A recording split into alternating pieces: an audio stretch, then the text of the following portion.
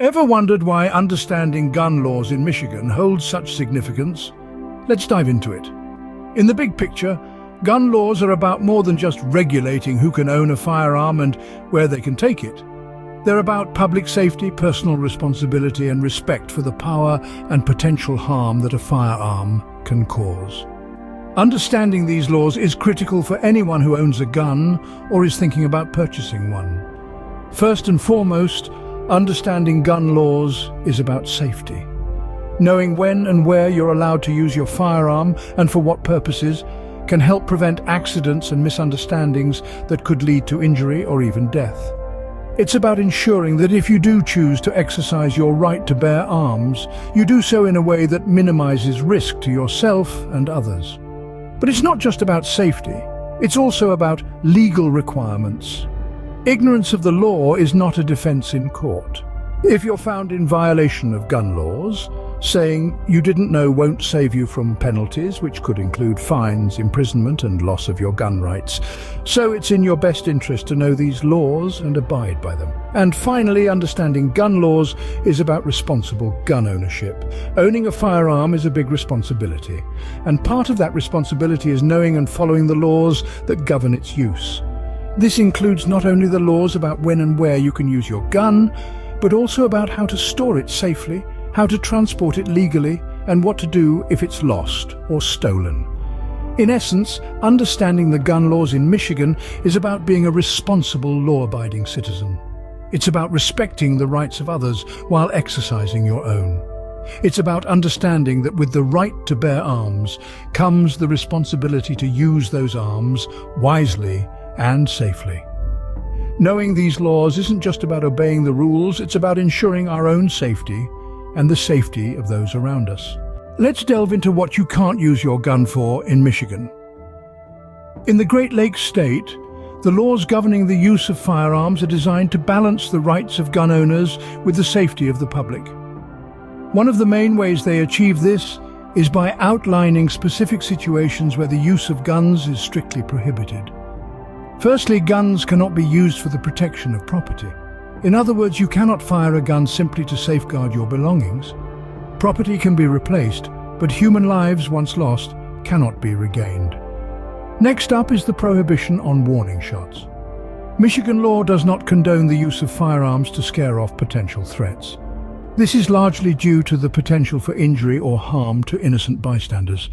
Celebratory gunfire too is off limits. Firing a gun into the air in celebration may seem harmless, but what goes up must come down. Bullets fired skywards can travel a mile or more before falling, often at lethal speeds. Brandishing firearms is also a no-no. This refers to the act of waving or displaying a gun in a threatening or ostentatious manner. This behavior could escalate a situation and lead to unnecessary violence. Lastly, Michigan law prohibits the use of guns in committing a felonious assault. This is a serious crime that involves the use or threat of violence against another person with a deadly weapon. It's essential to understand these prohibitions to avoid running afoul of the law. Ignorance of the law is not an excuse and can lead to serious penalties, including fines, imprisonment, or even the loss of your right to own a firearm. Remember, these regulations are in place to protect everyone's safety. So, before you consider using your firearm in a situation, always ask yourself if it's within the bounds of the law. Now let's talk about the instances where you can use your gun in Michigan. Understanding when you can use your firearm is crucial to ensuring you stay within the bounds of the law. In Michigan, the law permits the use of a firearm under very specific circumstances. The first of these is when you perceive an immediate threat to your life. This means that you may only use your firearm when you are in imminent danger and there's no other way to protect yourself. The second situation is during a home invasion of an occupied dwelling. If you find yourself faced with an intruder in your home while you or other occupants are present, you have the right to protect yourself and them. This is known as the castle doctrine, and it provides the legal basis for using your firearm in self-defense during a home invasion. The third circumstance is during a carjacking. A carjacking is a violent, felonious crime, and under Michigan law you have the right to use your firearm to protect yourself if you are the victim of such an act. Finally, in the awful event of being faced with rape, whether it is first or third degree, the law permits you to use your firearm in self-defense. It's important to note that these circumstances are not a license to use your firearm recklessly. You are expected to use your firearm responsibly and only as a last resort when there is no other way to avoid the threat. Furthermore, the use of deadly force in these situations is only justified if the threat you are facing is immediate and not merely a potential or future threat. This means you can't use your firearm because you think someone might harm you at some point in the future. The threat must be imminent, and you must genuinely believe that your life, or the life of another, is in immediate danger. These are the only circumstances under which the law permits you to use your firearm. It's crucial to understand these situations to ensure you are acting within the law and protecting yourself appropriately. In the unfortunate event of a shooting, do you know what to do next?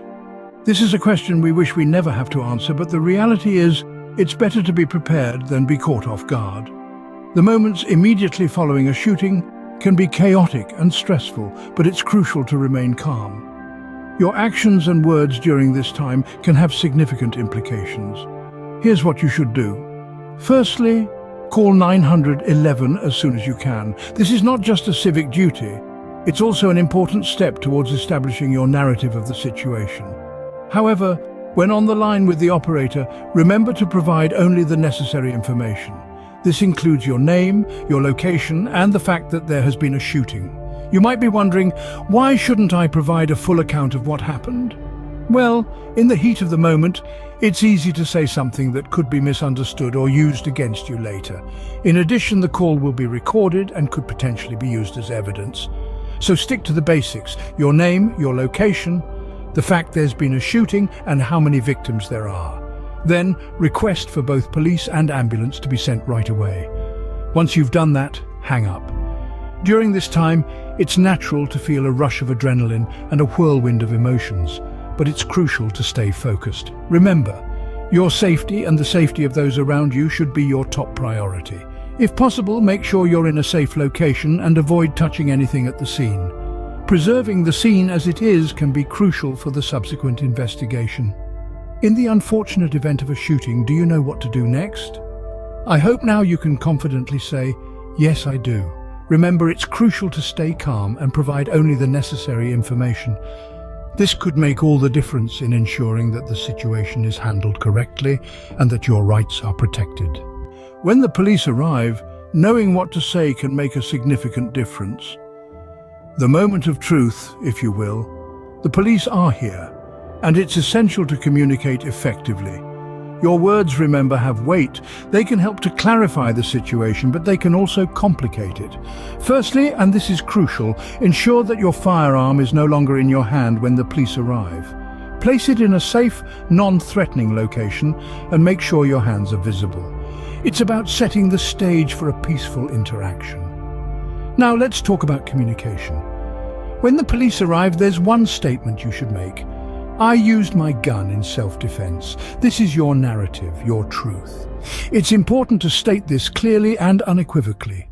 This statement asserts that you were not the aggressor, but instead you were defending yourself. But here's the catch.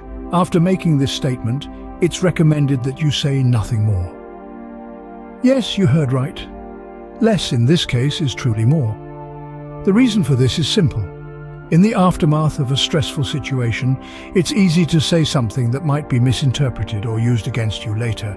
You might feel the urge to explain, to justify, to recount the incident in detail. Resist this urge. The scene is still fresh, emotions are high, and your memory might not serve you perfectly. So keep your statement simple and to the point. Police officers are trained professionals. They understand the gravity of the situation. They're not expecting a full account at this stage. Your safety and theirs is the primary concern. After your initial statement, it's time to bring in your legal counsel. This isn't about being evasive or uncooperative. It's about ensuring that your rights are protected and that the facts of the case are presented accurately. Remember, anything beyond this can be discussed with your attorney present. Because in the end, it's not just about owning a gun. It's about understanding your rights and responsibilities as a gun owner. And that, dear listener, is a target we should all aim to hit. Let's discuss your rights after a shooting. In the aftermath of a shooting, it's essential to remember that you have certain rights. These rights are designed to protect you and should be exercised whenever necessary. First and foremost, you have the right to remain silent. This is a fundamental right that protects you from self-incrimination. It's okay to feel scared or overwhelmed in such situations, but it's crucial to remember that anything you say can and will be used against you in a court of law. So you might want to consider exercising your right to silence until you have legal representation present. Speaking of legal representation, that brings us to your next right, the right to an attorney. If you've been involved in a shooting, it's highly recommended that you seek legal counsel as soon as possible. You have the right to have an attorney present during any and all questioning. If you cannot afford one will be appointed to you. This right is absolutely crucial, as your attorney can provide guidance, protect your rights, and help navigate the complex legal landscape that follows a shooting incident.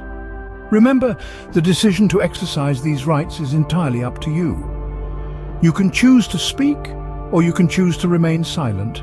You can choose to seek legal counsel, or you can choose to go it alone. But remember, the stakes are high, and the decisions you make can have lasting repercussions. Exercising your rights doesn't mean you're guilty or have something to hide. It simply means you're protecting yourself and your interests in a legal situation. It's not about being uncooperative or difficult. It's about ensuring that you're treated fairly and that your rights are respected. So, in the aftermath of a shooting, remember these key rights: the right to remain silent and the right to an attorney. Understand them, remember them, and don't hesitate to exercise them when necessary. Knowing and exercising your rights is crucial in such situations. To wrap things up, let's quickly recap the key points about Michigan's gun laws. It's crucial to understand that knowledge of these laws isn't just a matter of legal compliance. It's about ensuring your safety, the safety of your loved ones, and the safety of the community at large. Let's begin with what Michigan laws prohibit. You cannot use a gun for protecting property, firing warning shots, or during celebrations. Brandishing a firearm or using it to commit a felonious assault is also strictly forbidden. These prohibitions are in place to prevent misuse of firearms and to maintain public safety. Now, let's consider the situations where you can use your firearm. Michigan law allows the use of a gun in instances of immediate threat to life. This includes occurrences like a home invasion of an occupied dwelling or a carjacking. Guns can also be used in self-defense against serious crimes like first or third-degree rape. Should you ever find yourself in the unfortunate situation of having to use your firearm, it's essential to know what to do after a shooting. When calling 911, you should provide only the bare minimum of information: your name, location, and the fact that there has been a shooting. You should also state how many victims there are and request police and ambulance assistance right away. After that, hang up. When the police arrive, it's crucial to keep your communication brief and to the point. The only thing you need to tell them is that you used your gun in self-defense. Offering additional information without legal counsel present could potentially complicate matters. This brings us to your rights after a shooting. The most important among these is your right to remain silent. This is not an admission of guilt. Rather, it's a safeguard to ensure that you don't inadvertently incriminate yourself. You also have the right to an attorney, so it's advisable to seek legal representation as soon as possible. In conclusion, understanding Michigan's gun laws is no small matter. It's about being a responsible gun owner, knowing when and how to use your firearm and what to do in the aftermath of a shooting. It's also about understanding your rights and how to protect them. Remember, knowing Michigan's gun laws is not just about being a responsible gun owner. It's about ensuring your safety and the safety of those around you. Stay safe, Michigan.